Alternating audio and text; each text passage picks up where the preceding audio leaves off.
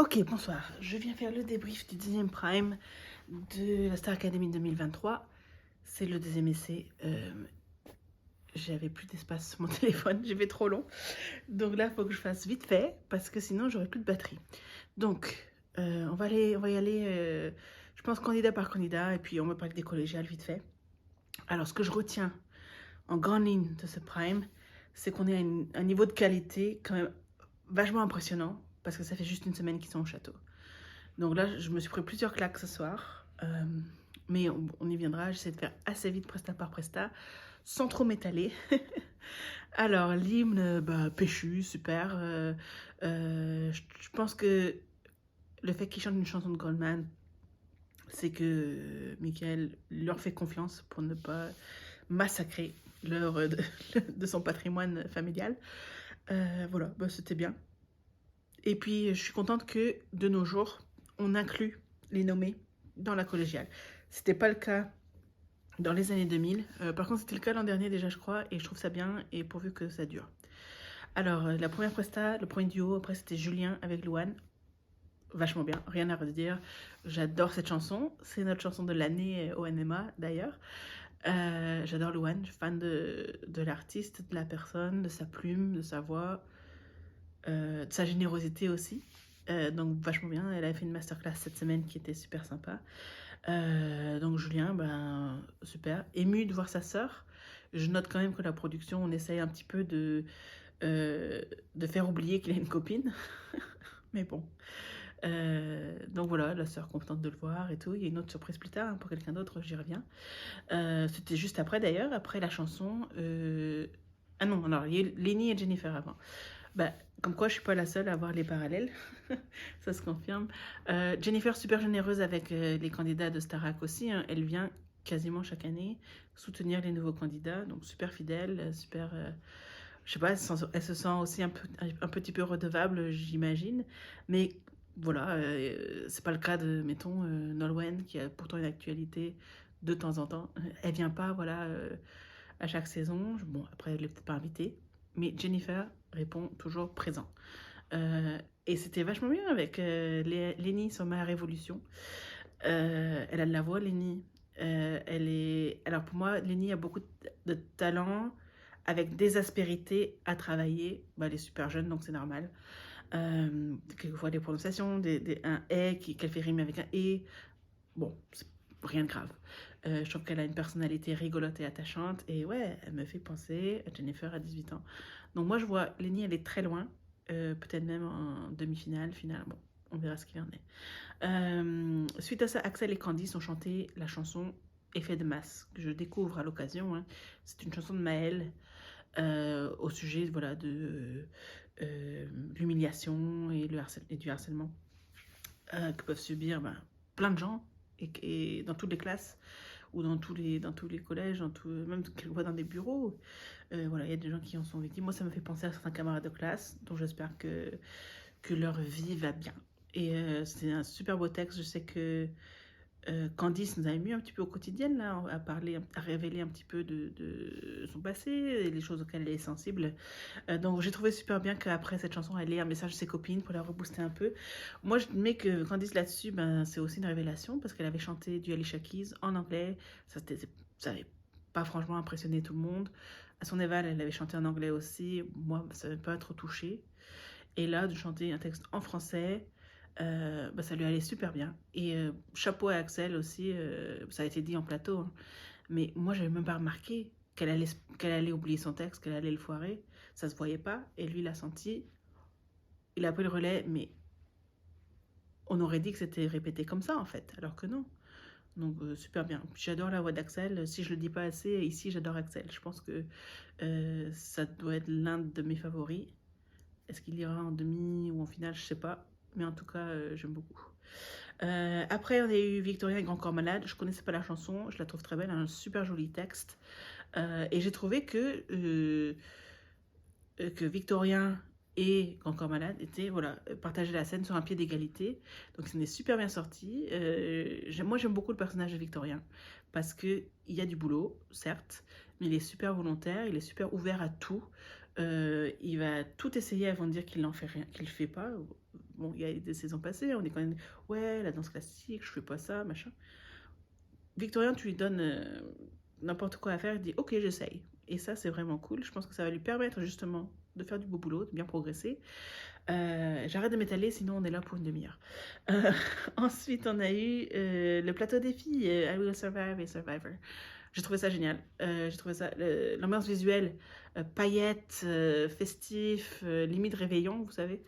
J'ai trouvé ça super sympa. Elles s'en sont bien sorties. J'étais contente pour Marie-Maude et Candice qui doutent beaucoup d'elles-mêmes quand même. Puis là, elles ont vraiment tout éclaté. C'était vachement bien. Les habilleuses, bravo cette semaine. J'avoue que la semaine passée, au prime de présentation, tous les corps n'étaient pas mis en valeur de façon aussi avantageuse. Et là, je trouve que c'était le cas justement cette semaine. C'était voilà, c'était ce qu'il faut de d'élégance et de tape à l'œil aussi, hein, de vivace, couleur, mais dans des styles qui leur allaient bien, qui étaient bien coupés sur elles toutes. Donc voilà, merci, continuez comme ça. Euh, Après, il y a eu Margot, la seule fille laissée pour compte dans ce tableau-là, hein, normal. Moi, Margot me touche. Je ne sais pas ce qui se passe. Il y a un truc qui fait que j'ai envie de savoir ce que Margot elle a à nous dire, ce qu'elle a à nous chanter. Peut-être ses compos à elle que j'aimerais bien écouter par la suite. C'est vrai qu'on l'imagine moins dans un tableau glamour et plus justement dans du jazz. Machin. Moi, j'aimerais bien l'entendre sur du Alanis Morissette, par exemple. Voilà, avis à bon entendeur. Vous en faites ce que vous voulez. Mais contente que Margot soit revenue. Pour moi, c'est mérité. Alors, suite à ça, la première grosse claque de la soirée, c'était Julien et Elena sur Vivo Perley. Je suis presque restée bouche bée. J'ai pas trop les mots. C'était vraiment vachement bien. Ils ont super bien travaillé ensemble. Je crois que l'italien de Julien me corrigera si c'est pas le cas, mais à mon oreille, c'était irréprochable. Pour moi, ça, c'est une prestation que d'habitude, on pourrait voir en finale. Allez, si je suis méchante en demi-finale.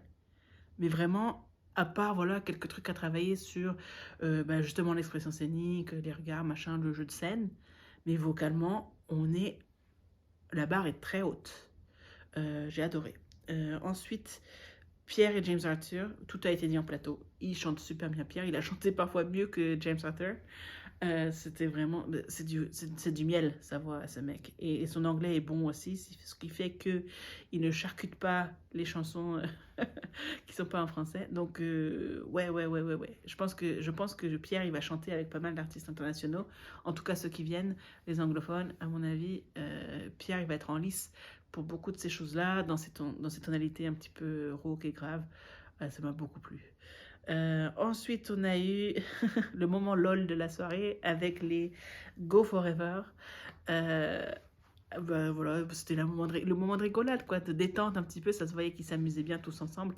Après, bon, le texte, on n'est pas sur du Rimbaud. Hein. D'ailleurs, c'est plutôt un texte de Goujat.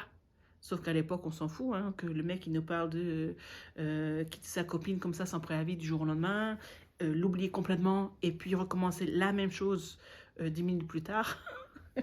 C'est complètement... Ça passerait plus de nos jours, mais dans les années 90, ça faisait danser. Les mecs, ils étaient mignons, ils étaient gentils, ils avaient l'air gentils.